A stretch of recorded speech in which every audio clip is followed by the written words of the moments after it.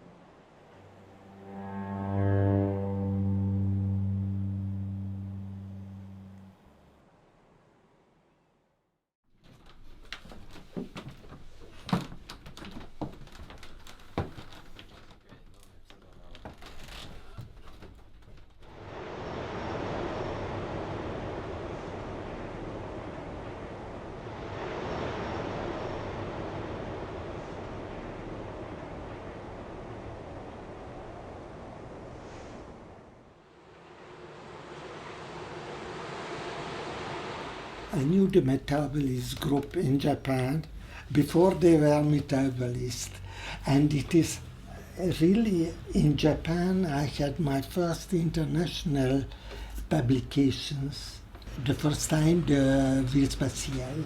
I am always very much afraid of two scholarly terms.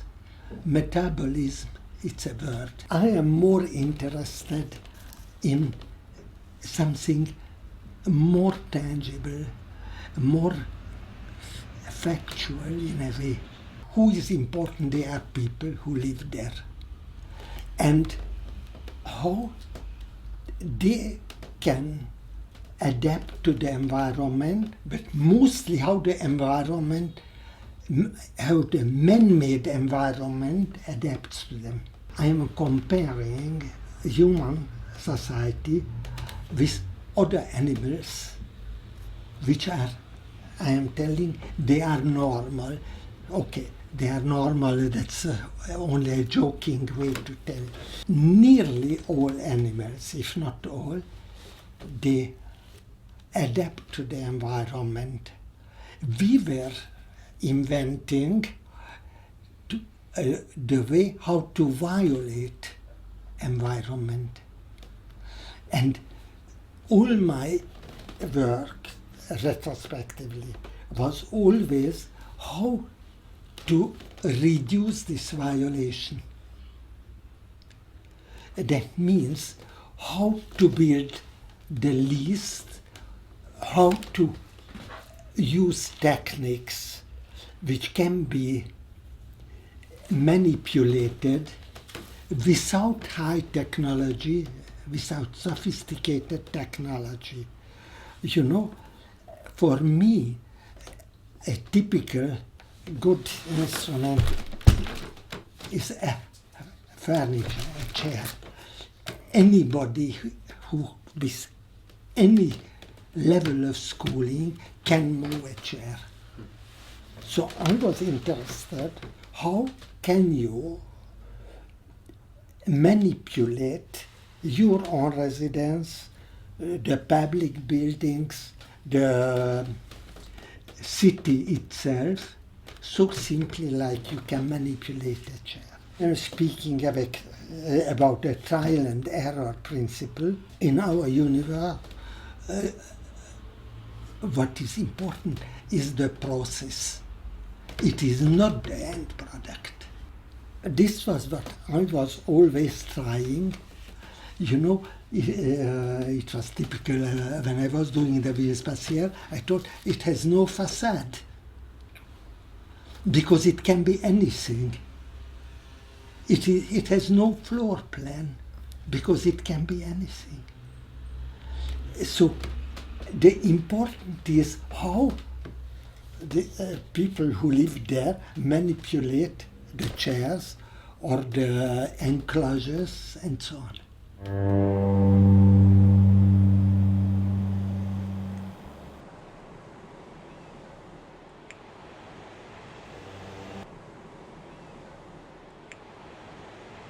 I think energy is the absolutely least defined concept in physics. It's nearly meaningless. It's a simple mathematical operation, a product of three parameters, and that's all. But whether energy exists as a physical entity, that's not evident. In the universe there is nothing else, only equilibrium. Equilibrium might be dynamic or static. Generally, in everyday life, we use not the physical concept of energy, but the commercial concept. When we are speaking about energy saving, we are saving the commercial energy. So I was trying for myself to propose a very simple thing which is energy saving. Now I am trying to introduce and was trying in prototype what I am calling Meuble Plus. This means a furniture plus the use space. You heat only that space, that volume, and only then when you are using it. You sit down, the conditioning starts. You leave the chair, it stops. Technically you can do it because this small space can be simply heated by a battery. Think about that we are overusing the energy and then we start to economize with energy. But it's ridiculous. Simply reduce the necessary quantity. For example, for a museum, a very concrete thing. A museum is the exhibit. You don't need to have a building. A building like the Pompidou Center is a catastrophe. They have no space for the exhibit, but they have costs, enormous costs, and enormous investment.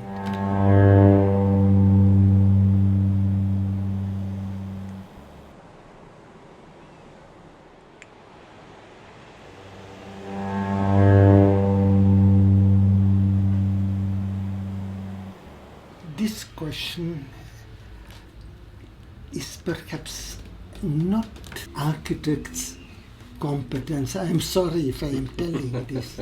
As we are overbuilding, we are over-constructing, it has no sense. We are blowing up cities. It is better to use the existing one. Here in Paris, they started with the idea of the Grand Paris. And I am absolutely an adversary of this project. I will explain to you. And the cleaning lady to this house comes, lives in the suburbs, and it takes 2 hours to her to come here. Okay, in 2 hours you can come from London. What I am trying to propose, it is a very simple idea. I am calling it Metropole Europe. Metropole Europe, that's 40-50 million inhabitants. And Brussels is a suburb and London is a suburb. With the high-speed train, this is the technical answer for me, not for overgrowing cities. I am looking at it like a subway system, a metro system. And the stations are called London, Paris, Amsterdam, I don't know, whatever. So you have a city, I was calling that in my publications continent city, a city of continent size. You know, from Paris you can get in 3 hours to Marseille, and in 3 hours to Stuttgart, and so on. It has a certain additional advantage that agriculture is included. It becomes in the city. That means it can be a self-sustaining city. I was trying to speak with political people, telling that everything that exists, you don't need to have investments. You have to have a fair policy. The important person is the inhabitant, and the decision essentially is not technical. It is the political decision that's lacking. And that's a difficulty.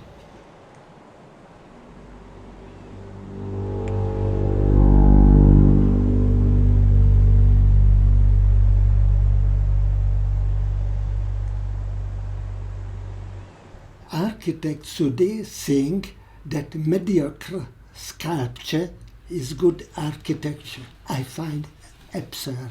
I am coming back all the time to the inhabitant. All these proposals that you enumerated are, including my one, is not interesting as architecture. It is interesting, it starts to be interesting when the inhabitant can use them in a certain way.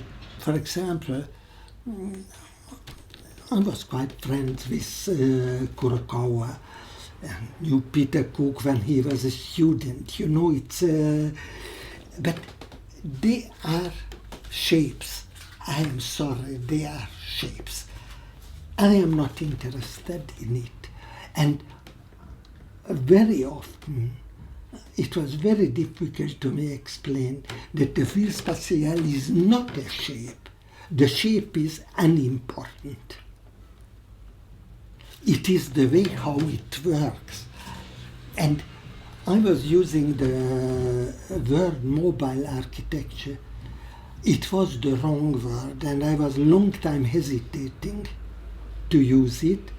But finally I chose it because it was easy to translate into all languages. Perhaps in Chinese it would be easy to tell that the city that you transforms at your measure, but in our languages there is no such word. Perhaps in some languages it exists.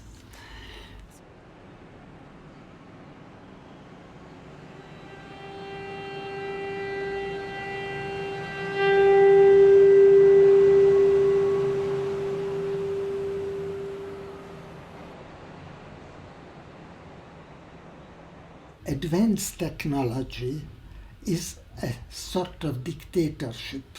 You were taking a computer and you are completely a prisoner of it. When I knew first time computers, you built your program. It was not the ready-made packages. And you knew what you are doing. So I am very much afraid of this kind of use of high technology. I come back, the process is important and not the end product. This is not the architect's fault and not the technician's fault. It's a composite fault of our commercial organization. Human society is commercial. That's very bad, but it's a fact. I'm telling always, there is no animal which invented the exchange.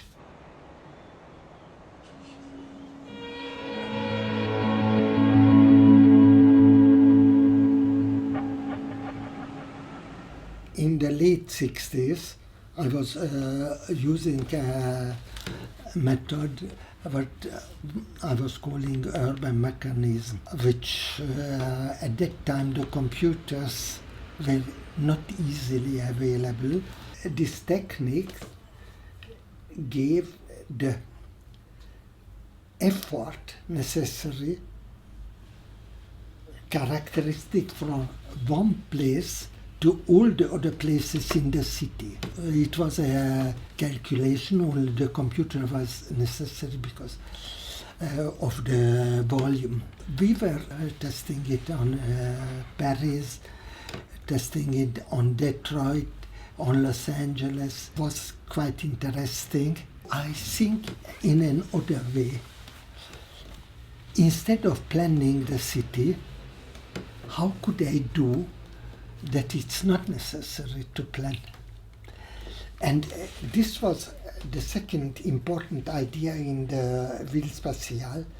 It had very little impact points on the floor level.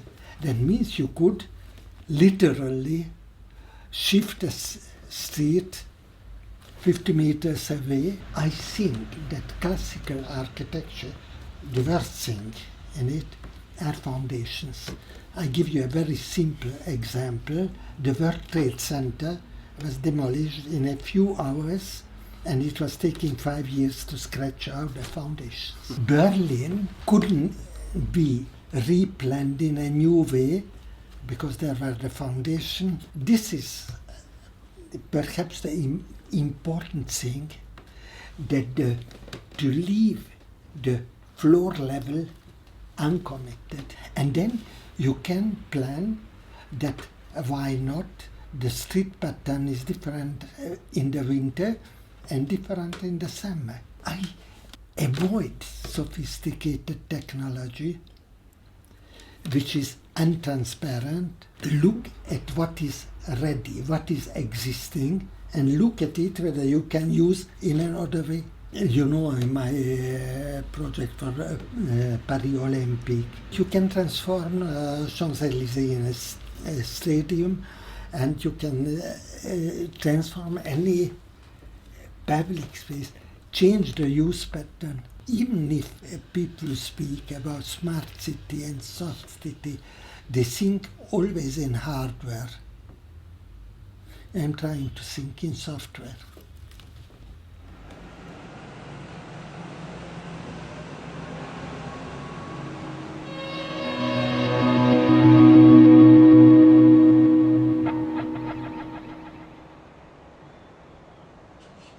That people should meet. In the old cities, markets where people should meet. Today it's different. Problem is with the hardware. And we have to learn to minimize hardware as much as possible. In '56, one of the things I told, the problem is the networks. The phone network, the electricity network. Today it's finished. We don't need networks. You have a battery phone.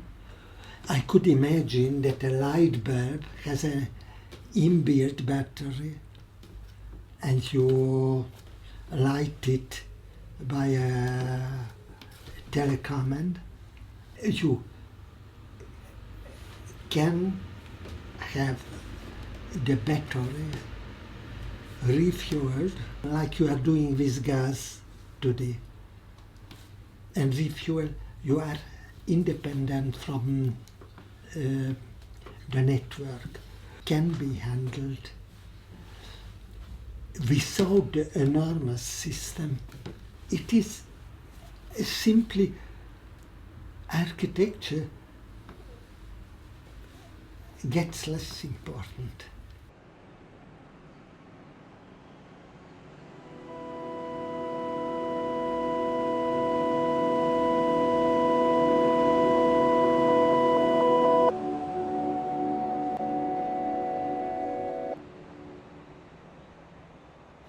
I was working in India. I was using as hardware simply split bamboo and was working with basket makers. That's all. I got for this 2 international prizes because it was the cheapest thing. It would be very, very complicated by sophisticated technology. I was really propagating simple technology using for this simple cartoons like the slideshows, where people told me this was the answer. Oh, that's interesting. I can do it myself. And that's what I want. In the 70s, I was trying to put forward an operation, what I was calling rubbish is beautiful. You have to invent how to recuperate it. So this is what I would propose to architects. How to learn new uses for things. It's too complicated. Don't fabricate new. Try to use what you have. One of the difficulties that everything is possible, but this doesn't mean that everything is desired by the user. I was making as a joke a drawing of the Liberty Statue in New York as a skyscraper with windows and so on. Obviously it's ridiculous, but it's possible. You know, I was working with shanty towns, and everything is a usable raw material. These little statues from central India. It is very simple thing. It's a straw figure with the very inexpensive folklore. I was impressed everywhere, in Africa, in India, in China, in Japan, you have everywhere. It is not the sophisticated technology that brings the new thing. It is always the software, the thinking, how you look at things. Think about the architecture without architects of Rudowski. The difficulty with the machine. I am telling immediately what is my feeling, that the machine that reprints or duplicates or whatever, it might be very, very expensive for the common man. This is all the time I am trying to keep back from high-tech, somehow to think over, you know, the hardware and the very expensive hardware. The town planning is using the most expensive hardware. Mainstream architecture uses a very expensive hardware, which is in the same time even not comfortable.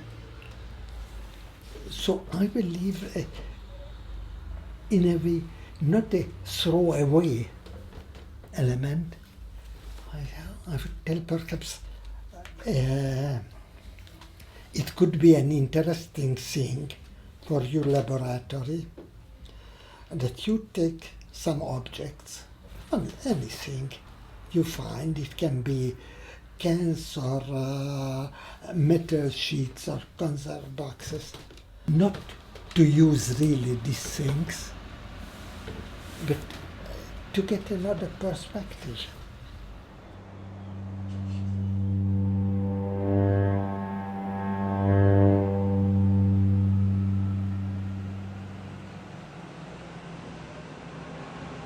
Megastructures, it's a nonsense. I am finding ridiculous the word.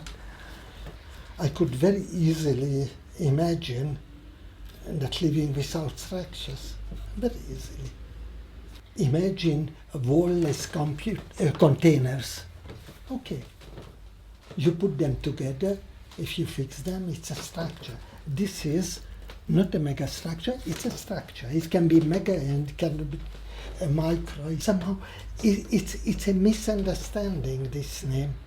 There was this exhibition of megastructures in Germany. I was really criticizing the name. It's okay. Benham was a very nice person, so this is not a critical thing about Benham. It was in the 60s. I was proposing this continent city. Benham was mocking about it, Friedman's Europe. Benham didn't feel. He was, in a way, a theatre man. What is not a negative judgment, it's another kind. And his influence by any means in England was very good. In the 60s, teaching in England was very modern, that means very conservative. So it seems that I was criticizing many things. Don't think that architects shouldn't have an important task. Architect, real trade is handling space. All the other things are additions. So I was speaking about perhaps new rules of architecture. And I am trying to launch an exhibition. What, there was in the Museum of Modern Art in New York, an exhibition, Architecture Without Architects. And I propose now an exhibition, Architecture Without Building. That means don't need to complicate processes. On the contrary, we have to simplify. And too much sophisticated technology is complicating. You can't repair your computer. You can repair a chair. And that's the important, that you can handle a thing, you can repair it, you are not dependent on experts, on complicated spare parts, on eventually dangerous chemical products, but how to use simple things. Perhaps you think I am utopian. I am not. This techniques I am speaking is used today about at least 7 or 8 tenths of humanity. One of the things I was very much surprised, here people were homeless and every day there are tons of cardboard thrown away. And people didn't think that you can build something, at least temporary, with this cardboard. Perhaps architects should look around and discover what to use and discover how to use. And this will be again a noble trade. That's all. Pour le voir. Oui. C'est- Merci beaucoup, je suis vraiment ravi. Non, le plaisir était à nous. Hein. Alors merci pour votre temps. Merci.